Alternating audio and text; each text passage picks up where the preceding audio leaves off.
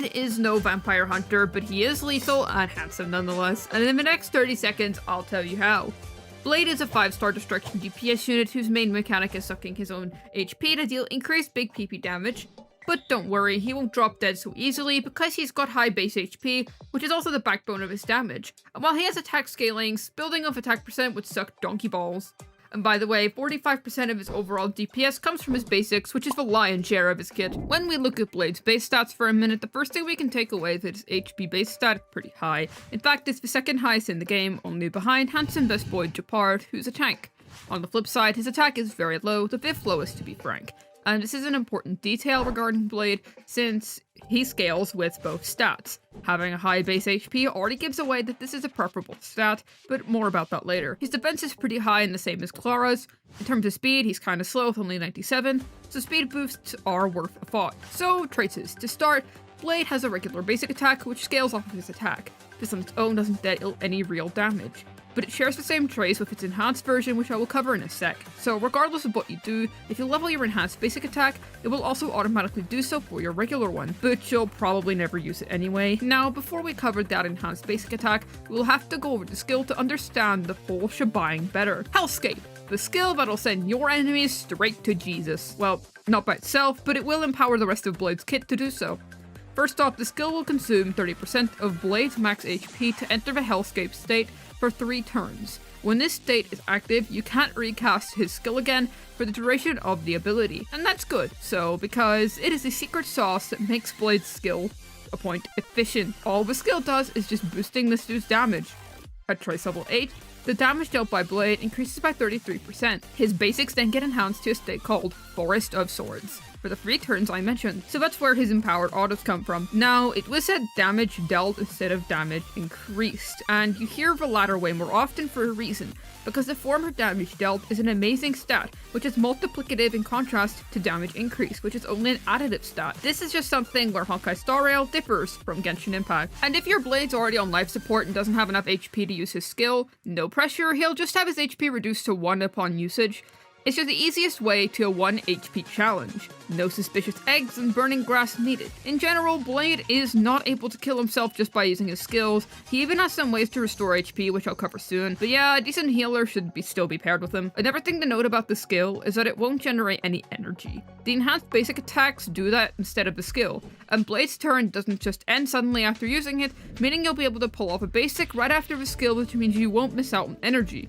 Overall, this skill makes Blade very skill point efficient to play, since Blade's DPS functions off dishing out normals rather than skills. So now, finally, let's talk about Blade's basic attacks. So the lion's share of his damage comes from. Every time you use him, it'll consume 10% of Blade's max HP unless he is already at rock bottom. But Trace scales pretty weakly with attack with only 36% at level 8 compared to 90% of his max HP. And I told you earlier how low his base attack is compared to his base HP.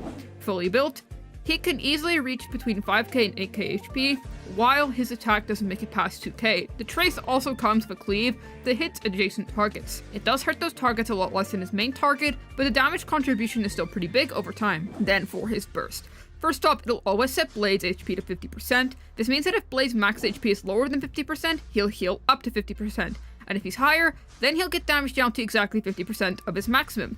Sounds weird. Why would anyone want to take free damage? But it actually has a purpose. Once I cover the talent, you'll see why. There's also a lost health scaling with Blade, which ramps up over time of the battle's duration. It scales up to 90% of the HP that Blade has lost during a battle and caps out at 90% of its max HP. So you definitely have here an initiative to not use the burst right away in a battle, but to wait until you've taken some damage. Once you eventually use Blade's burst, it'll reset his lost health counter back down to 0, and the damage stacking starts anew. There is no indicator for when your lost health gauge is full, and certainly it has nothing to do with your current HP, so you gotta have that ultra instinct to predict that, you know what I mean? This ability also one-hits the target really hard and cleaves adjacent targets. Really important to note here, once again, is that his very strong HP scaling. Again, 90% on the main target versus a measly 36% attack. When it comes to his burst ER requirements, you will certainly not build any energy recharge on him. There's just no justification for that over other stats. He also isn't that burst reliant. Blade will get his burst up within 3 turns, but he needs to get clapped at least 2 times by enemies within these 3 turns, which is not that hard. So it'll be 4 turns if he's not getting hit at all. So yeah, even his energy is balanced around getting hit.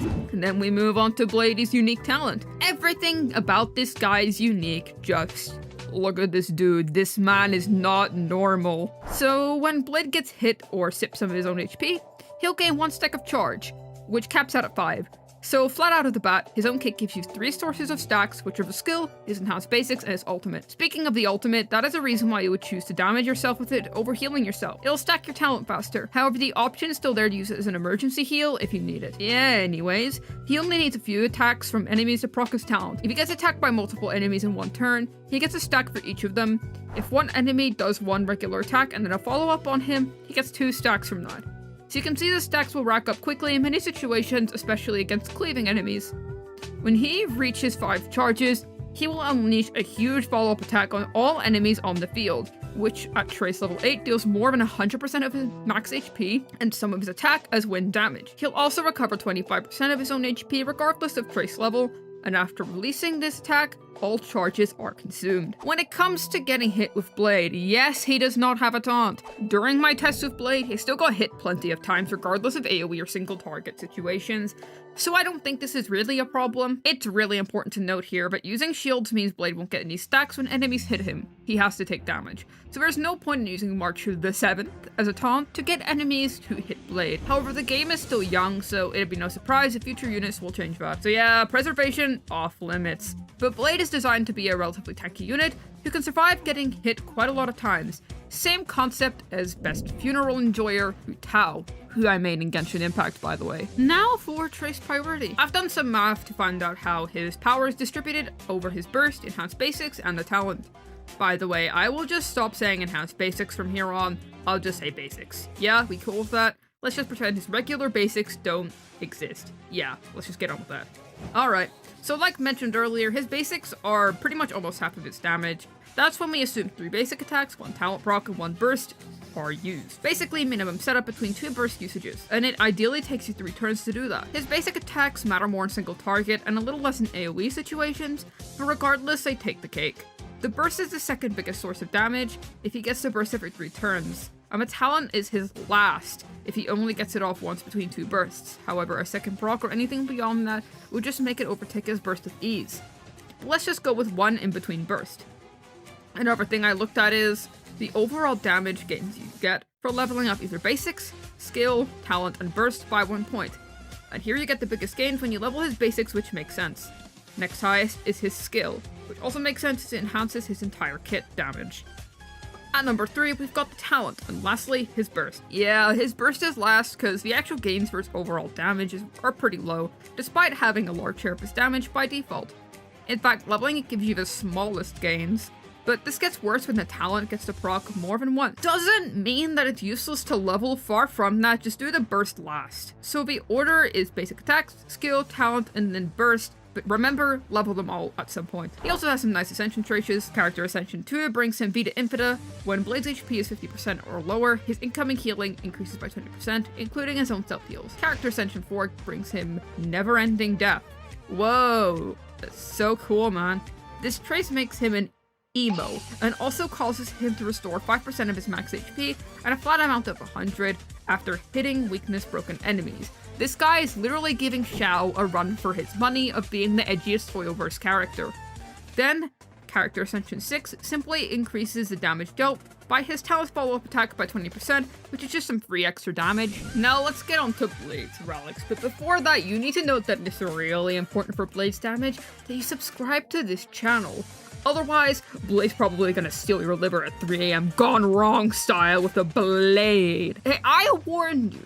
Okay, moving on. Anyways, let's go over his options real quick, and then I'll tell you which combinations are exactly the best for him. So first off, with his patch, a couple of new relic sets got released, which are relevant for him. That's, for one, the 4-piece Longevous Disciple, which increases the wearer's max HP by 12%, and the 4-piece effect is clearly tailor-made 4 Blade's kit. If the wearer loses any HP, even at their own hand, their crit rate increases. Without counting any substats or main stats, you'll already have accumulated 16% crit rate with Blade, so Blizzard Strayer for masochists. This will make Blade far easier to build and allows you to invest more into crit damage and HP, but we'll go into the numbers in a minute. The 4-piece Eagle of Twilight line is an option.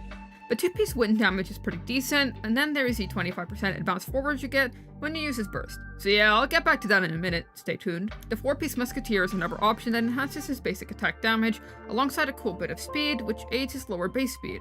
However, the attack 2-piece effect is suboptimal on him. With strings and planar orbs, I'd say that you should take a look at the new Eidolon Arena. Since you'll be gaining a ton of crit rate from Masochist Strayer, the increase of basic damage is amazing and synergizes well with the 4-piece set. Eidolon Arena increases his crit rate by 8%, and the increase of his basic and skill damage is 20%.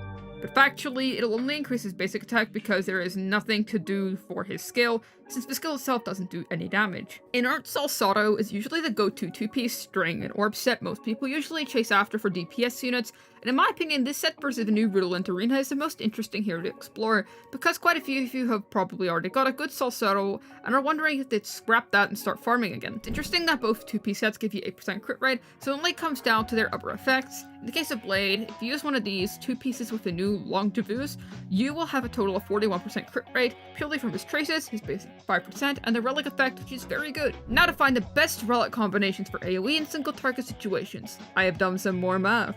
Using a crit damage body and a CS1 secret vow on him. It looks wild.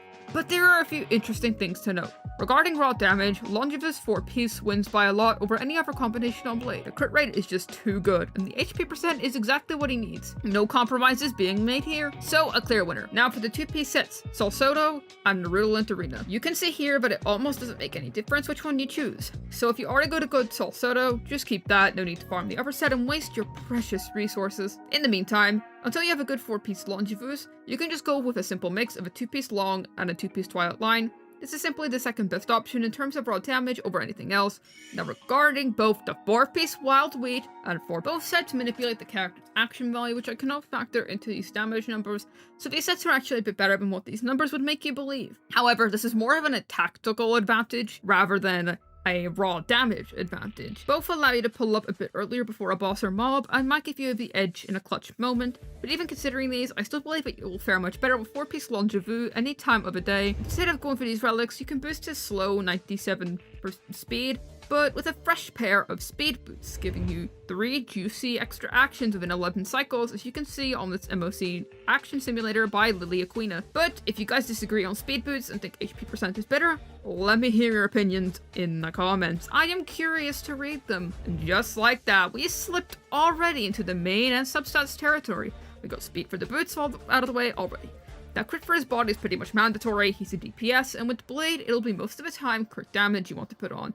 For the sphere, you'll want to go with wind damage bonus, leaving only the rope. And for that, it's the choice between HP percent or attack percent. But if you follow this guide up to this point, the choice is clear. No matter if we go with a signature weapon or secret vow, in all cases choosing HP percent over attack percent for the rope will yield you 15 to 18% more damage. And you can be sure that this won't change with the other weapons in the roster either. So there really is no reason to choose attack percent willingly, but if you end up with some in the substats, it won't be a deal breaker. Overall, the main stats are clear now. Crit damage, body, speed boots, wind damage balls, haha, balls, and HP percent for his rope. For substats, prioritize crit damage, HP percent, crit rate, and then attack percent. But who knows, maybe even flat HP does a better job than attack percent. Lady has a couple of cones he can use to get the job done. Same deal, we'll quickly go over some of his choices, and later I'll show you my rankings and explain what's going on here. First off, his signature cone, the Unreachable Side, is obviously tailor-made for him. It increases his crit rate and HP percent by 18. For more, you get an additional 24% damage increase when Blade gets attacked or consumes his own HP. The damage increase stays until he attacks an enemy. And now is this light cone mandatory for him, like how Jing Yuan became mid Yuan for those who pulled him without his light cone? You'll see in a sec for yourself. Arlen's light cone is a really strong option on him. Having up to 40% damage dealt in its passive on S5 is a pretty big deal. You'll see why soon. It's pretty much the best stat you can get on a light cone. Half of the stat is unconditional, but for the second half, you need the enemy to be healthier than Blade. But even if you get only half of the benefit, it's still a very strong option. Since you can get Fall of the Neon from Herta's shop for free, I have to mention it. Stay clear from it. It's not terrible by default, but at S1 it's below average for him, and there are several 4-star options that beat it despite having lower base stats. The 16% attack passive just doesn't cut it, and a 24% increased damage, very situational, and needs enemies to be weakness broken. If you happen to own Clara's 5-star Light Cone something irreplaceable, it's not too bad. At S1, increases attack by 24%, which is blah, but it can also give Blade a 24% damage increase and heal him a bit. That and the high base stats carry the cone. But yeah, it's not even top 5 for Blade at S1, so just put it on someone else. Maybe Clara. My point here is that just because they're 5-star cones and in the right class doesn't automatically mean, whoa, these are great for. Instead, a 4-star light cone like Secret Valve or Under the Blue Sky with some super impositions can do the trick. Yes, even a 3-star light cone at S5 can make it all the way up to a top 5 light cone. I'm talking about Mutual Demise. The 24% crit rate it delivers is very powerful, can really help you focus your substats and main body fully on crit damage. And let's talk about this sheet right here. As I promised you, Secret Valve is indeed a very powerful option. So powerful that it can come within 92% of the signature weapon's power level at S5. Of course, this is only when the weapon is at its best, and the enemy has more HP than you, but even at its lowest, it would still perform at rank 4 in terms of power. So in my opinion, even if you don't have S5 yet, it is a light cone that you can just sit on and wait for more refinements. So a blade's not made without a signature weapon? Alright, sorry. Well, the answer is yeah, we do not have another genuine situation here. Don't worry about it. My humble opinion, Secret Bow is the go-to weapon. But in S5, Under the Blue Sky, or S5 Mutual Demise will get the trick done as well. It just comes down to what you own, but Vow will carry you the furthest if you can get those super positions. Congratulations, your blade is all built up and ready to rumble. But who will he be rumbling with? Before we discuss the options, I wanted to see which type of teammates Blade prefers, besides healers obviously. I'm talking about Harmony or Nihility units. So, after some more mathing, with double buffer and double Nihility teams, we do have a clear winner here. I own on one side Tengyun and Yukong, and on the other Silverwolf and Pella. And yeah, Nihility is crushing it, of course. Some may say, oh, of course, Silverwolf is a 5-star. Duh! But while this is true, I do not believe that this is the main driver here. The buffer units just rely heavily on attack buffs, which as you all have seen multiple times in this guide, just don't compute so well on Blade. However, there are other types of buffs like Tengyun's damage buff or Yukong's buff crit buffs do solid work and make them look competitive, but in reality, you have now 3 stacks to juggle in a team with Blade. Especially with Yukong and Blade, because if you want to have some value out of her burst, you would like to combine multiple instances of his damage in one turn. Preferable burst, talent, and an empowered normal. In general, you don't want to use high cost burst on just one damage instance if you can avoid it. Here, the Nihility units are just easier to handle. Pella's defense debuff lasts for 2 turns and can achieve 100% uptime with the right builds, and same for Silverwolf defense debuff. On top, you always have a chance to weaken an enemy against Wind for Blade. Wind Blade! And to be frank with you guys, there is right now an obvious gap within supports for HP buffers. If the stars align perfectly, I can see a world where such a shiny unit would come out and it would be even more perfect if you could give him a taunt on top of the HP buffs. Oh, how wonderful it would be to combine that unit with Silverwolf. One team of the generation, truly. Anyways, enough dreaming. Without a doubt, Blade will absolutely adore playing Locha. This is because they're both highly skill point efficient units, meaning that if you play them with either buffers or debuffers, you regardlessly would have enough to work with in order to keep their uptimes running, and Blade would consistently be able to stay alive. And since Blade can attack multiple times without recasting his skill, Locha would also be able to have pretty long uptimes on his field.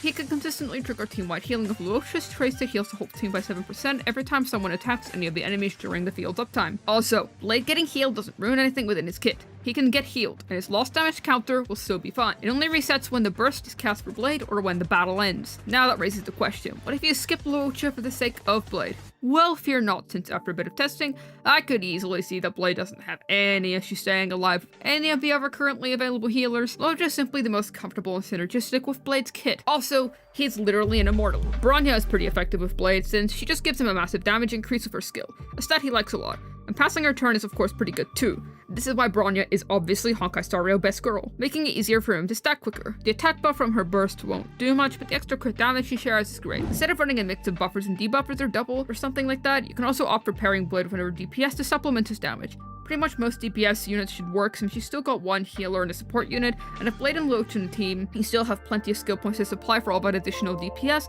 so, in quotes, you could still run Blade as a sub-DPS and pair him with like Jingyuan or Sela if you want to mention a few options. But let me know which DPS you think would work well with him. Tell me in the comments down below. Some units will have anti-synergies, anything that draws aggro away from him, like preservation units for Clara, they are no good if you want to use Blade fully.